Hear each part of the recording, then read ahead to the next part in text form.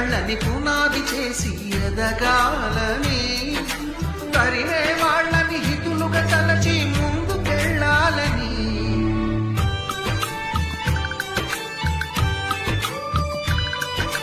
కన్నుల నీటిని కలల సాగుకై వాడుకోవాలని, కాచే నిప్పుని ప్రమిదగా మలచి కాంతి పంచాలని.